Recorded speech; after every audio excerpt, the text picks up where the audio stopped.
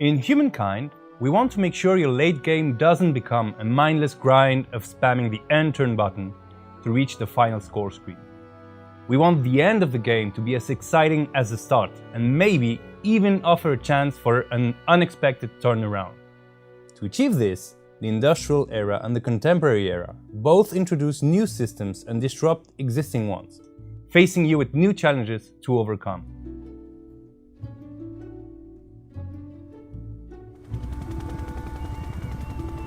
Railway connections make trade routes along them much cheaper, allowing you to expand your train network, which may be quite important as new resources like coal or oil become more important. The invention of cargo planes, on the other hand, brings even the furthest corners of the world within reach of your trading, allowing you to buy and sell as you please. Trains and planes can also be used to improve the mobility of your armies. You can move them quickly between territories with connected railway stations and instantly between airports. The contemporary era also opens some new avenues to gain fame. If your civilization is great at research, for instance, you will find a couple advanced technologies that will give you solid fame gains. On the other hand, if you have a strong industrial base, you can invest in national projects, like a space program, for instance.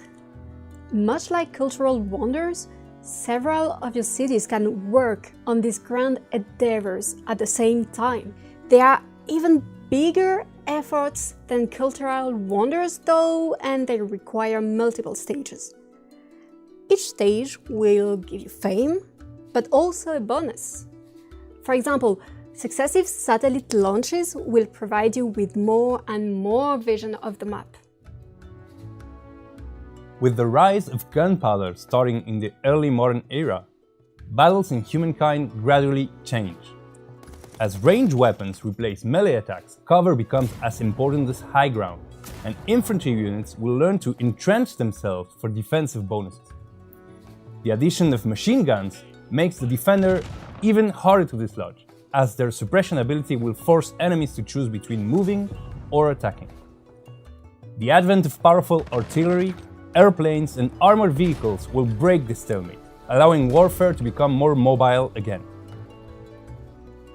Modern artillery ranges are too long to represent inside the battlefields of Humankind.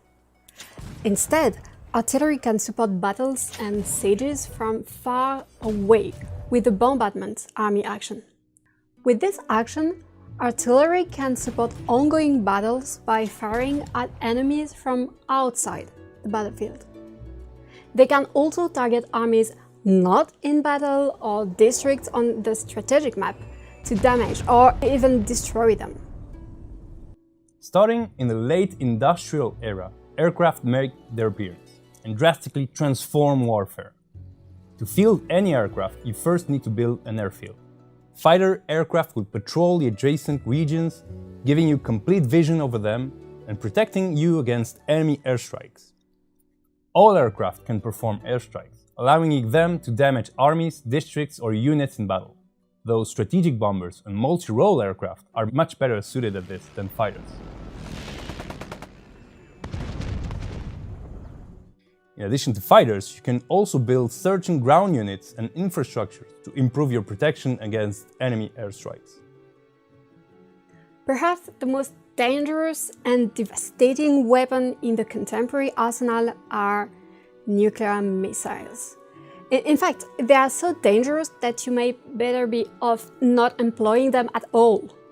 Not only are nuclear weapons a big investment, requiring research, tests, and the right civics to use them, but you may also face repercussions.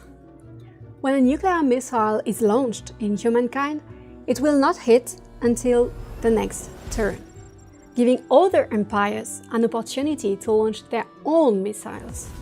We hope this will create tension between the nuclear superpowers as they worry about mutually assured destruction. Even if you do not launch your nuclear weapons, other empires may be in favor of nuclear disarmaments and gain grievances against you. Will your world settle on a delicate balance of nuclear superpowers? Will you expand the boundaries of human knowledge? Will your people be the first to set foot on the moon, or even Mars? How far will you push humankind?